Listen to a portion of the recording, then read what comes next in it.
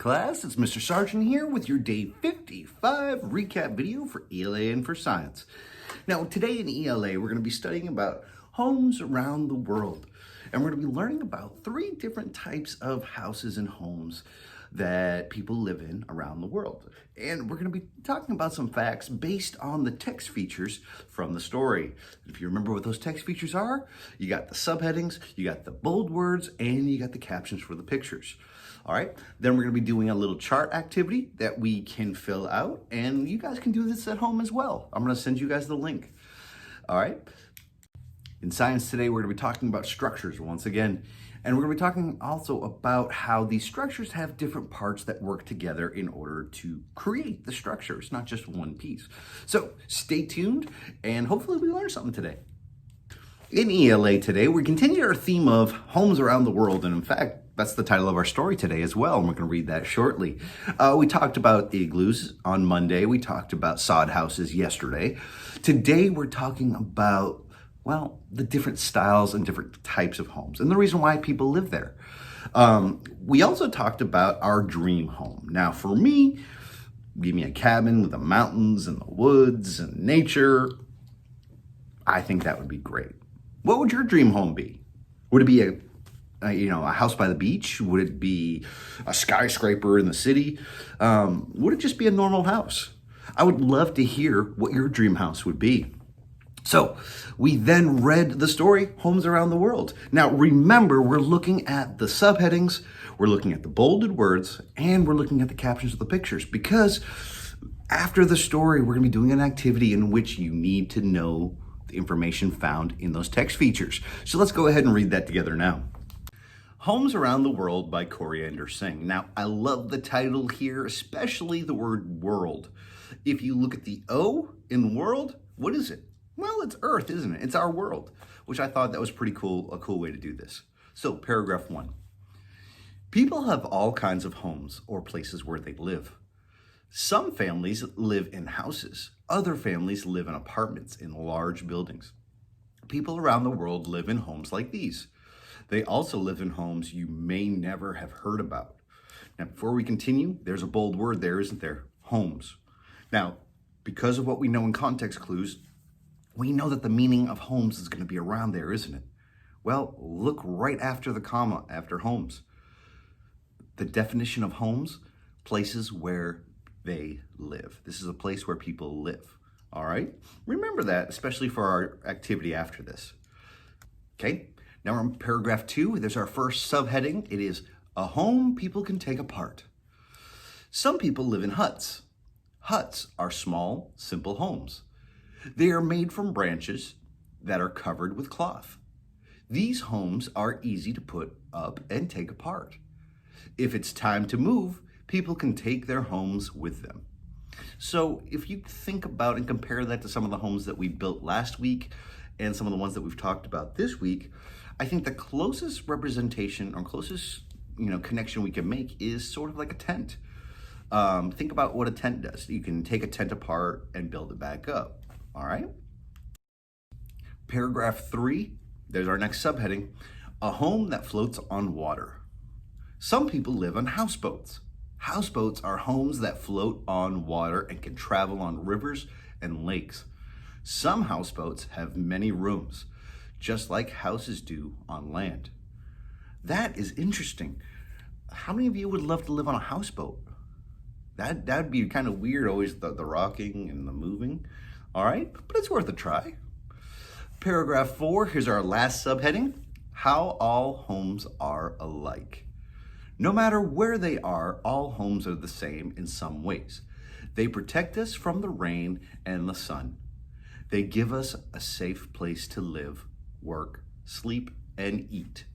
All right, a lot of great information in all 3 of those paragraphs that had the subheadings, all right? Now, let's take a look at the caption for the picture. There is a picture of a houseboat. It looks very nice, doesn't it? Now, if we look at the caption or the words underneath it, it says 8 people can live on this houseboat. Wow, 8 people on that houseboat. So if you would like to do this activity with us, I put the link in the description below. Feel free, just put your name on it and submit it, send it in. I would love to see how much information you got out of this story. So the first thing we're gonna look at is the directions. We always read the directions first, ladies and gentlemen. It says, fill out the activity chart with some facts from each subheading, all right? Now, we know the subheadings, there were 3, weren't there? Okay, and if we look at our chart, we have a house people can take apart, a house that floats on water, and how all homes are alike. So in each one of these, we know we're gonna have some important facts.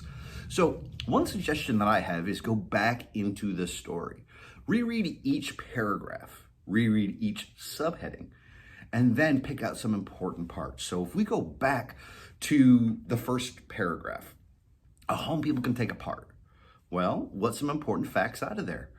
Well, we have that huts are made of branches that are covered with cloth. They can be easily put up and taken apart, and they're easy to move. Those are 3 facts that I would definitely put down in my chart. Now, for the other 2, see what you can do. Go back in the video, go back in the story, and see what facts you would pick out just from each subheading. Then we go down to the next section. Now, we talk about text features all the time. We've already done the subheading. Let's go to the bold words. Now, here we have 3 bolded words from the story. Now, we can find those definitions in the story. So what we're going to do is we're going to find the meanings of these words. Now, we've already found the definition of homes, haven't we? Now, if you remember from earlier when I was reading, I made sure to point out the context clues in that paragraph. Now, you can find the definition of homes in that first paragraph. So what we'll do is go back into the story and take a look and find where we can find homes. All right, well, there it is. And now it says homes or places where they live. So we can define homes as places where people live. So we're gonna go ahead and type that right next to the word homes. See if you can go back in and find the definitions of huts and houseboats, because those are our other 2 bolded words. And then if you look underneath, you will see, well, there's one question left. How many people can live on the houseboat from the picture? So what do? How do we find that out? Well, we go back to the picture and we look at, well, what text feature? The caption. Very good. So when we look at the caption below, you'll be able to answer that question fairly easy. All right? Good luck, ladies and gentlemen. I look forward to seeing your answers and seeing how you did. Hopefully you learned something from homes around the world. In science today, we continue talking about structures and how buildings are designed and built. But the big thing about a structure is it's not just one piece. It's a series of pieces put together to form a larger structure. It's something that can be built and taken apart. Now, if you look back at our story that we read earlier, and you'll remember the huts. The huts can be taken apart and put together very easily. That is the great thing about a structure.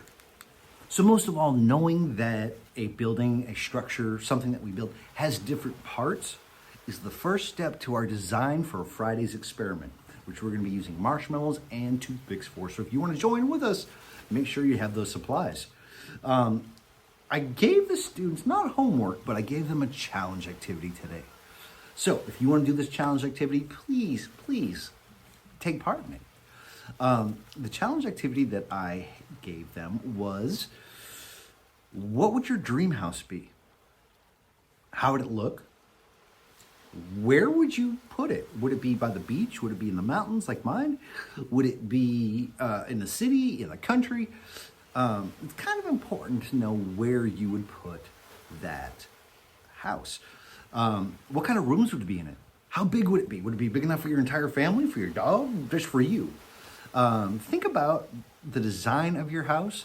Think about what you would do there, what kind of rooms you would have, and where it would be. And most of all, what kind of material is your house going to be made out of? Now, some people may say, oh, I made it Skittles. Well, that's a great answer, but I want to think more realistic. Think about the materials that we would normally build a house with. What do you want your house to look like? What shape do you want it to be, using the materials such as metal, steel, wood, or any other material that you can think of? So go ahead and draw your house and then write a little bit about what the design would be, what kind of rooms you would have there, as well as where and how you would build your house. Now that's it for day number 55. Now remember, you don't have any homework tonight unless you want to get on iReady or read some epic books.